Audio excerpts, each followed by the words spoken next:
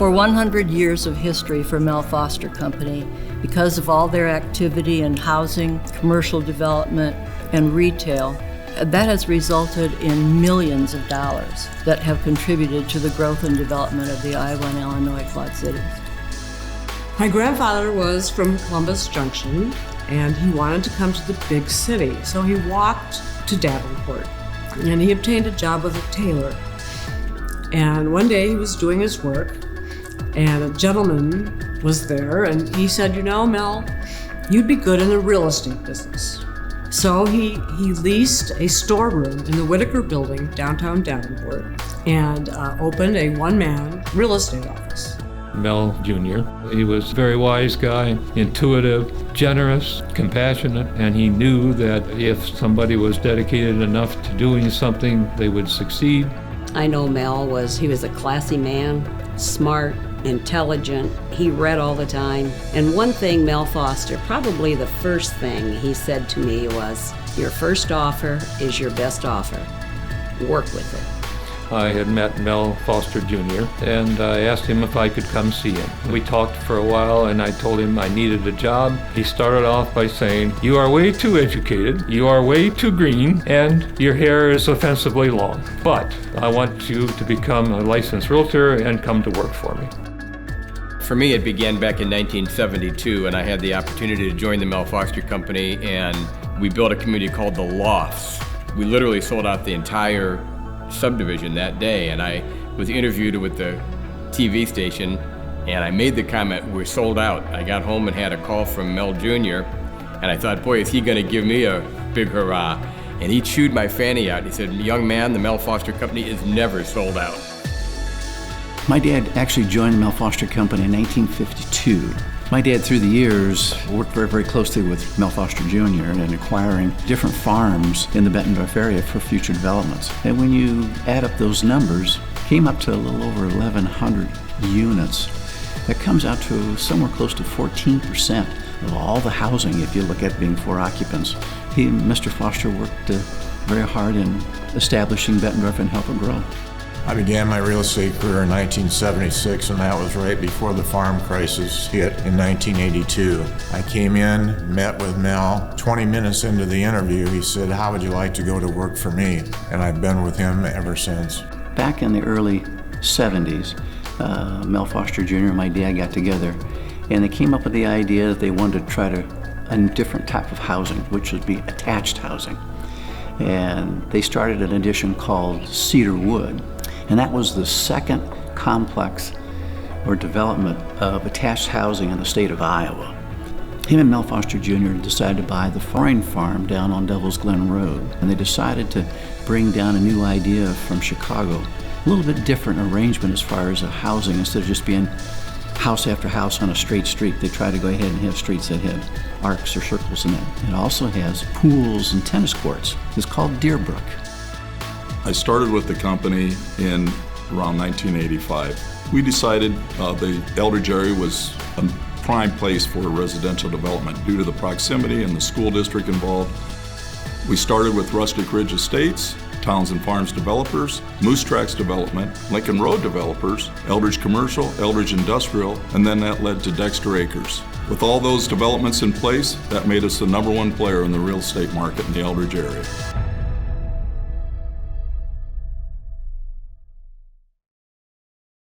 My grandfather was the quintessential urban planner. He looked at the highways and he knew that there would be an interstate system coming. He took a good look at the land and the geography and the cities, and he decided that they were going to decide to put the interstate across the river here at the Quad Cities.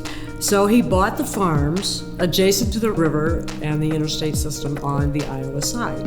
And today the corporate offices are still sitting on that same property. It was Mel Foster Sr. who traveled to Pittsburgh, Pennsylvania, to the corporate headquarters of Alcoa and told them that if they would come and build a plant, he would get the land for them. It was Mel Foster Jr. who acquired the land for John Deere's Davenport Works. Radisson was conceived on a cocktail napkin. Mel and his cohorts were talking about the future of Davenport, and he pulled it out of his genius, you could say, penned out all the locations and all the other buildings around, how they would complement the new hotel. From the very beginning, Mel Foster Jr. and I hit it off very well. He kind of took me under his wing, and I was almost like a second son to him. Over the last 40 years, we developed over 22 farms that included over 100 subdivisions and 2,100 lots. I always remember Dad and Mel Jr. talking to me about how important it was to work for a company that was diversified, like Mel Foster Co. is. And now that I'm involved on the real estate side, I see it. You know, everybody has their part, and the residential side is more of the face of the company out in the community. But you have 3 divisions that are very successful and are big drivers of the company as a whole. Commercial real estate services, the insurance division, and then obviously the land development plays such a huge part in the success of the company.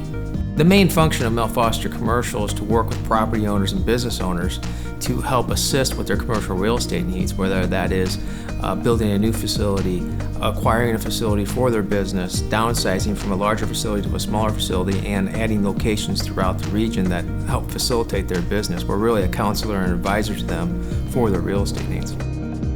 Mel Foster Insurance has beginnings dating back to 1932 through the acquisition of an insurance and realty agency where they represented 18 property and casualty companies. In the 1990s, we grew to $25 million in direct written premium and represented over 55 property and casualty companies. And today we represent over 100 property and casualty companies, 75 life and health companies, over 10,000 clients, and write over $73 million in premium annually. The TMI Home Warranty started in 1997. It was a joint venture between Mel Foster Company and Total Maintenance Incorporated. It works out very well. We have a great product. We're the only company in America that has continuous renewals, and that's a big plus. Well, the future of our development company is extremely exciting. We have a lot of land and inventory, and there's going to be a lot of opportunities for us to expand. Currently, we have 800 to 1,000 acres of land earmarked for residential development. That inventory will not only have a huge impact on our company, but the communities that we serve, as well as our region as a whole.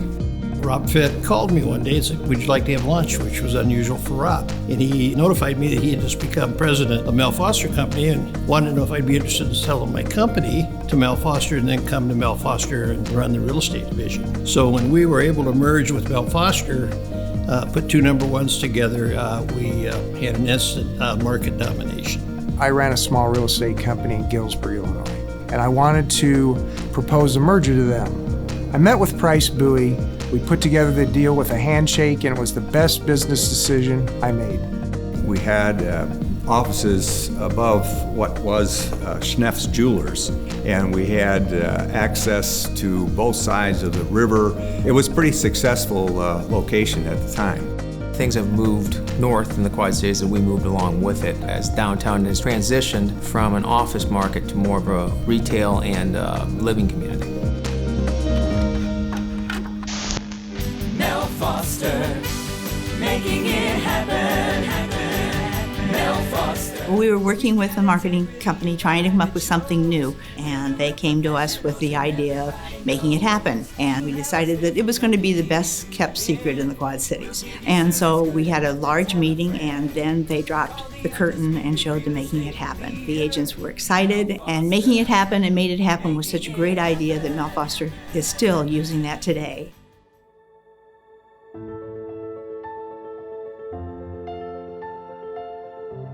A huge key to success at Mel Foster Co. is the continuity of leadership. I think it's very unique that we've only had 3 CEOs in all these years. You know, obviously it started with Mel Sr.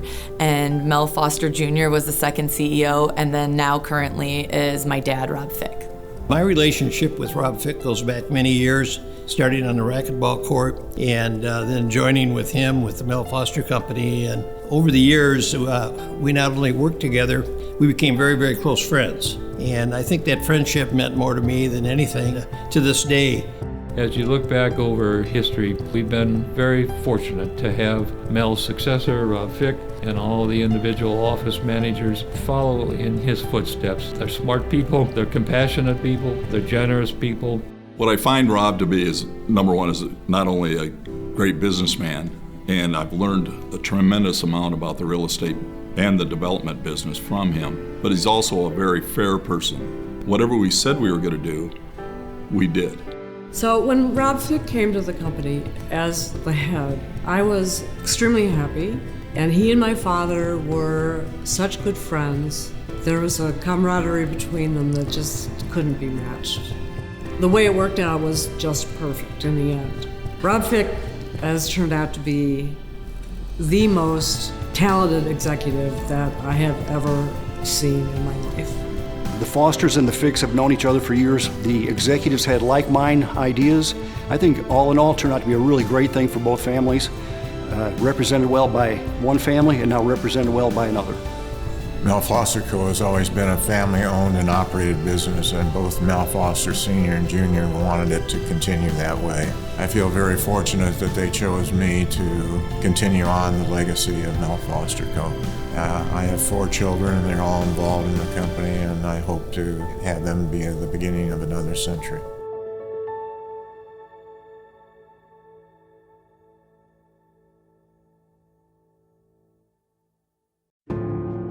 I think one of the greatest benefits of a company is the integrity of our agents and our employees. We're very fortunate to have a great staff and great agents that have the same value system that the company was originally founded on 100 years ago.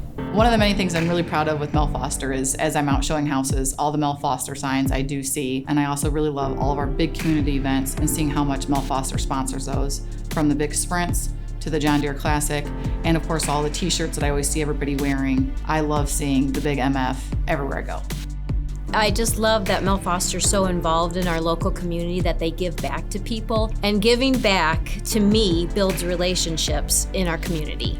At Mel Foster, we know that we're only as strong as our community, and special events like the BICS and the Brady Street Sprints, where all of our agents and staff can get together and enjoy the community, is a lot of fun. Giving back to charities has always been a huge part of my family's life, and we are so proud to be part of a company who also believes in that philosophy. Whether it's through time or financial help, Mel Foster Company has always supported small businesses and local charities in our community. Mel Foster Company was always very interested in helping the community to give back. And one of our projects was a duck race. And we raised a lot of money for different charities through that. We did Color the Quads for 4 years. The agents and staff really all rallied around each other.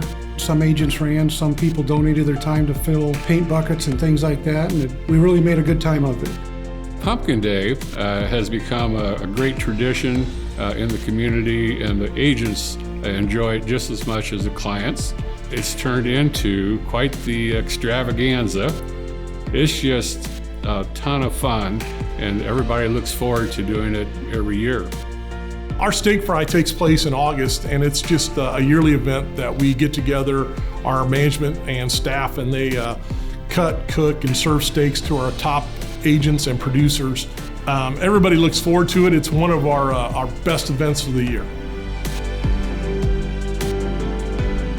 Well, as far as the future of the company is concerned, we're very fortunate to have a lot of young people that are in key management roles that will help continue the operation for years to come. So after the first 100 years, we're now looking forward to the second 100 years.